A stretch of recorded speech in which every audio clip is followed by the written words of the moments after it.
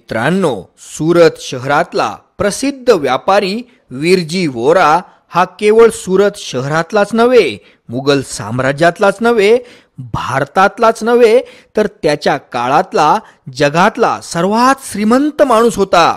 या विरजी वोराचा जन्म सन 1590 साली सुरत शहरातच झालेला होता आणि याला जगातला सर्वात श्रीमंत व्यापारी असं विशेषण ब्रिटिश ईस्ट इंडिया कंपनीनं दिलं होतं.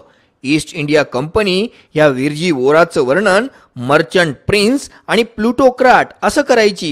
विरजी वोराकडे नगद रोख रक्कम 80 लाख शुद्ध सोन्यांच्या मोहरा होत्या आणि याशिवाय जगभरात पसरलेली विरजी वोराची स्थावर मालमत्ता तर कल्पनेच्या बाहेरची होती.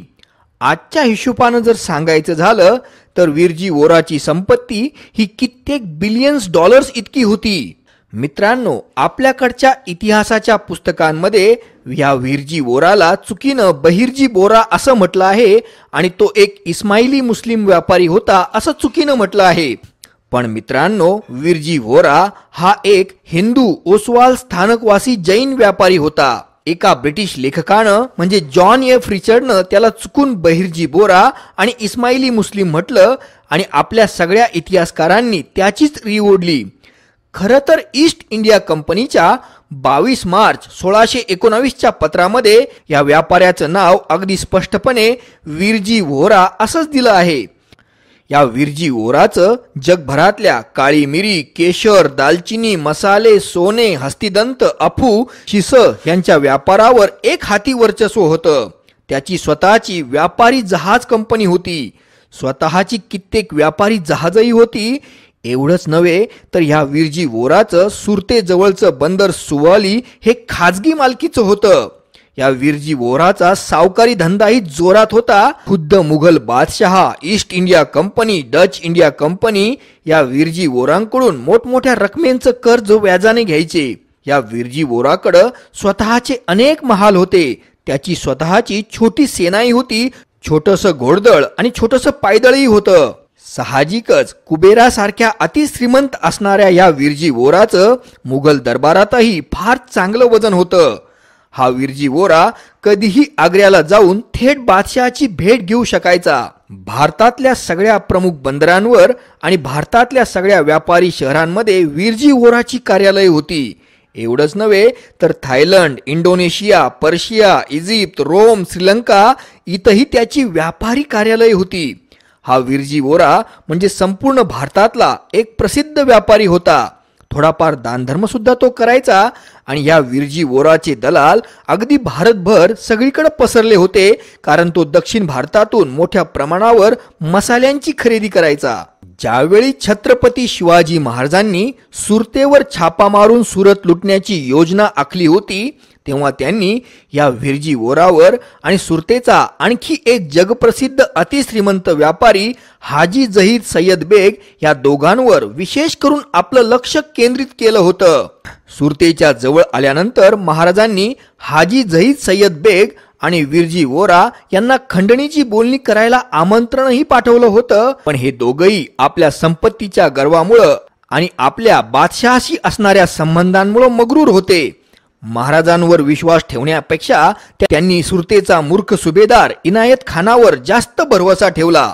स्वतःचा जीव वाचवण्यासाठी इनायत खानाच्या नादी लागला आणि त्याच्या बालेकिल्ल्यात घुसून लपून बसला.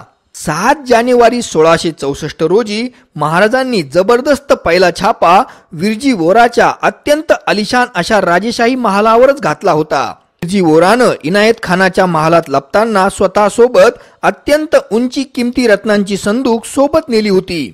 पण बाकीची त्याची सगळी अगणित संपत्ती त्याच्या महालाच्या तळघरातच पडून होती. होलकार्ड इव्हर्सन नावाच्या एका डच दलालानं स्वतःच्या डोळ्यांनी विरजीच्या वाड्यातली लूट पाहिली होती. त्यानं डच भाषेत लिहिलेल्या वृत्तांताचं इंग्रजी भाषांतर असं आहे: Shivaji got 6 barrel of gold, money, pearl and other precious wares from Virji. म्हणजे शिवाजी महाराजांना विरजीकडून सोन्यानं, पैशानं, मोत्यानं भरलेली 6 मोठी पिंप मिळाली. बाबासाहेब पुरंदरे असं लिहितात की 28 शेर उंची मोती एकट्या विरजीकडूनच महाराजांना मिळाले होते. याशिवाय सोनं आणि इतर किमती चीजवस्तू ह्या वेगळ्याच. एक प्रसिद्ध फ्रेंच प्रवासी जीन डे थेवनेट जो विर्जी वोराचा मित्र बनला होता, तो असं लिहितो की मला शिवाजी महाराजांमुळे प्रचंड नुकसान झालं असं मला विर्जीनं स्वतःच सांगितलं. विल्यम फॉस्टर नावाचा एक ब्रिटिश अधिकारी लिहितो की त्या काळातले ब्रिटिश पाऊंड 50,000 इतकं धन शिवाजी महाराजांनी एकट्या विर्जीकडूनच लुटलं होतं. मित्रांनो, जर ह्या विर्जी वोरानं आणि आली हाजी जहीद सय्यद बेगनं महाराजांशी मुकाट्यानं वाटाघाटी केल्या असत्या तर सुरतेची इतकी वाताहत महाराजांना करण्याची बिलकुल गरज नव्हती. जरी विर्जी वोराचं शिवरायांनी प्रचंड नुकसान 1664 साली केलेलं असलं तरी त्याची संपत्ती अजूनही बरीच शिल्लक होती. त्याचं व्यापारी साम्राज्य हे फारच मोठं होतं. पण विर्जी वोराचं वय त्यावेळी जवळपास 74 वर्षांचं होतं आणि त्याचा नातू नानचंद हा त्याचं कामकाज सांभाळू लागला होता.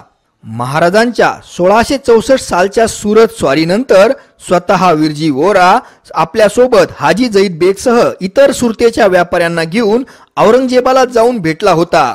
सुरत शहराच्या संरक्षणासाठी मजबूत कोट, मजबूत खंदक आणि अतिरिक्त फौजेची तरतूद करण्यासाठी त्यानं औरंगजेबाला सांगितलं होतं आणि औरंगजेबानं त्यांची मागणी त्वरित मंजूरही केली होती. या विर्जी वोरानं सुरतेच्या व्यापाऱ्यांसाठी अनेक सवलतीही औरंगजेबाकडून मंजूर करून घेतल्या होत्या आणि हळूहळू आपला सगळा व्यवसाय ह्या अत्यंत चिवट अशा विर्जी वोरानं पुन्हा उभा केला. औरंगजेबानं सुरतेच्या पुनर्उभारणीसाठी आणि सुरक्षा व्यवस्थेसाठी खूप सारा निधी अगदी भरभरून सरकारतर्फे पुरवला होता. पण औरंगजेबाचे सगळे अधिकारी म्हणजे एक जात नालायक आणि महाभ्रष्टाचारी होते. ते 1664च्या महाराजांच्या सुरत स्वारीपासून काहीच शिकले नाही आणि त्यांनी सगळी कामं भ्रष्टाचार करून अर्धवटच ठेवली. आणि जेव्हा महाराजांना 1670 साली पुन्हा कळालं की आता विर्जी वोरा आणि सय्यद हाजी जईद बेग यांनी पुन्हा चांगली संपत्ती एकत्र केली आहे, सुरतेच्या व्यापाऱ्यांकडे पुन्हा चांगला पैसा साठला आहे, तेव्हा महाराज पुन्हा आपला वाटा मागायला सुरतेला 1670 साली येऊन धडकले आणि पुन्हा एकदा महाराजांनी सुरतेला धो धुतलं. महाराजांच्या या दुसऱ्या सुरतेच्या स्वारीच्या वेळी जगातल्या या सर्वात श्रीमंत माणसाचं म्हणजे मर्चंट प्रिन्स विर्जी वोराचं वय हे 80 वर्षांचं झालं होतं आणि महाराजांचा हा दुसरा झटका काही विर्जी वोराला सहनच झाला नाही. महाराजांच्या या दोन स्वाऱ्यांमुळे विर्जी वोराचं आर्थिक साम्राज्य विलयाला गेलं होतं, त्याच्या व्यापाराचं चांगलं कंबरडच मोडलं होतं. एवढंच नव्हे तर विर्जी वोराला संसारापासून अगदी विरक्ती आली होती आणि त्यानं चक्क संन्यासच घेऊन टाकला. विर्जी वोरा एक मुनी बनला आणि नंतर संसाराच्या मायामोहांच्या पाशांतून मुक्त झाला. आपल्या महाराजांच्या मुळे विर्जी वोराची अतिरिक्त संपत्ती स्वराज्याच्या पवित्र कामाला लागली आणि विर्जी वोरानं संन्यासही घेतला. असं दुहेरी पुण्य विर्जी वोराला मिळून त्याच्या जीवनाचं अगदी सार्थक झालं. मित्रांनो, अशाच सुंदर सुंदर कहाण्या आणि किस्से ऐकण्यासाठी आपण माझ्या YouTube चॅनलला भेट द्या. आपल्या प्रोत्साहनाची मला गरज आहे. मला प्रोत्साहन देण्यासाठी आपण माझ्या YouTube चॅनलला सबस्क्राईब करा. माझ्या व्हिडिओला लाईक करा, कॉमेंट करा आणि शेअर सुद्धा करा. आपले खूप खूप धन्यवाद.